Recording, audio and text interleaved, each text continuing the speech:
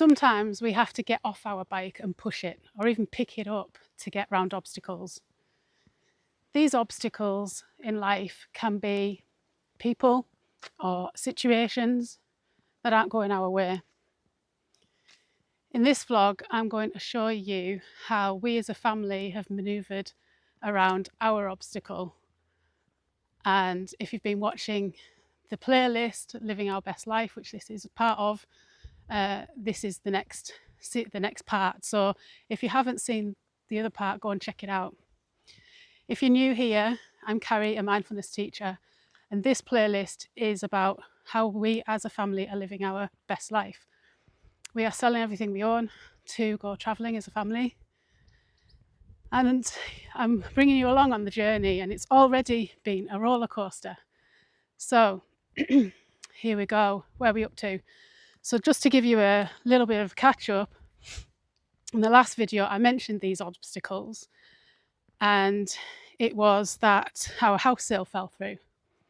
So go and check the ins and outs of that, but just to catch you up, it was we had to pull out on the house sale because the people buying our house were just taking far too long.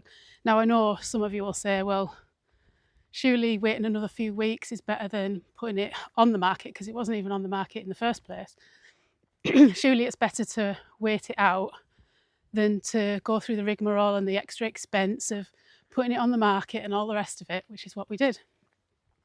But we decided, we'd already waited 2 months at the point of waiting for a date. So we thought the latter was the best thing to do, even though it doesn't actually make sense. So that's you caught up. And what we did in the meantime was, so basically we give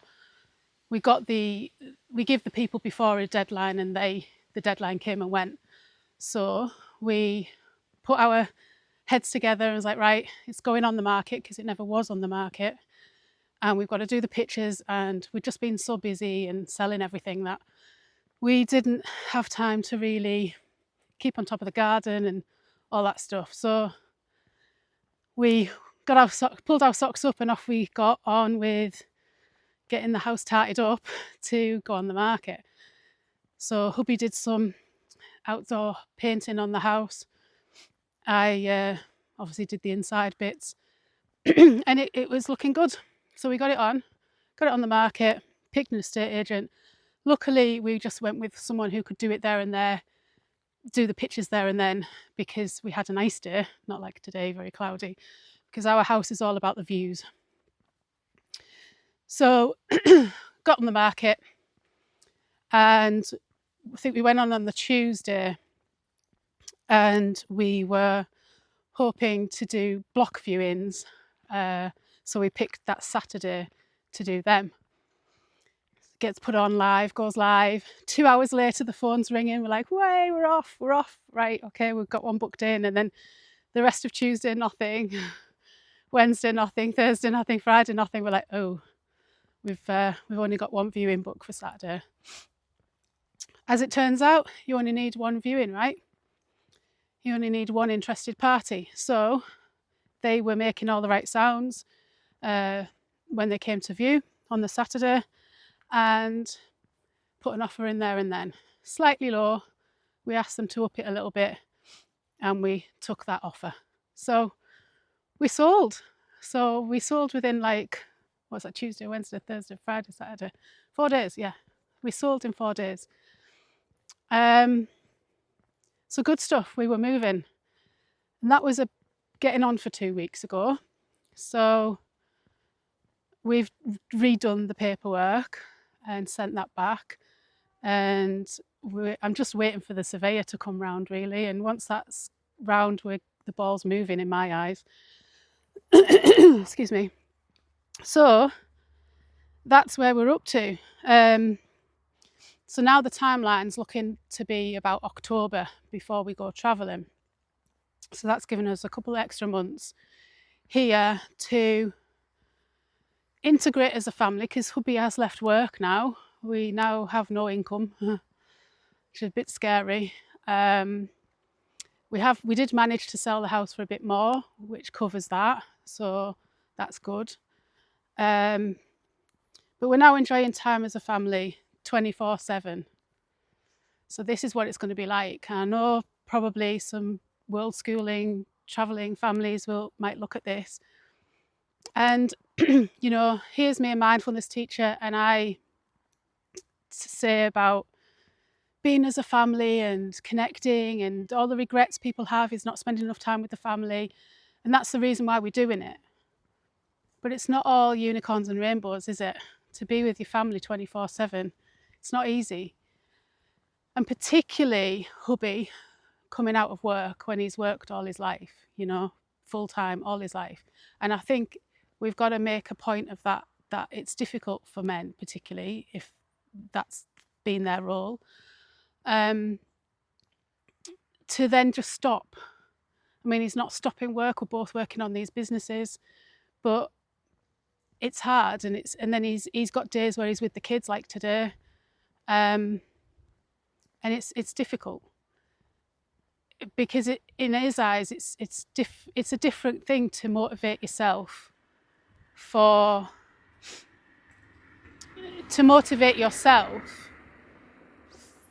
yourself, to motivate yourself for yourself, not for somebody else, not getting up at the crack of dawn to go to work for someone else.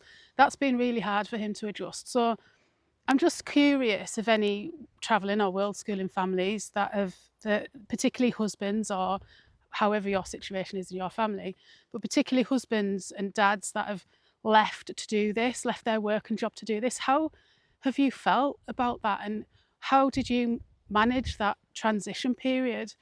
Because I'm really seeing it and feeling it in my hubby. So for me, I think that just goes to show that, everything happens for a reason. So yes, our obstacle was our sale falling through. You're on your bike, you have to get off and push sometimes. The obstacle could be a mountain. You're going up this big hill and you have to get off that bike. Or you have to get off and lift it up like the thumbnail and lift it through a river. Sometimes these things are there for a reason. Yes, it can be testing your mental strength, your physical strength, whatever it is, but it could be there for a reason.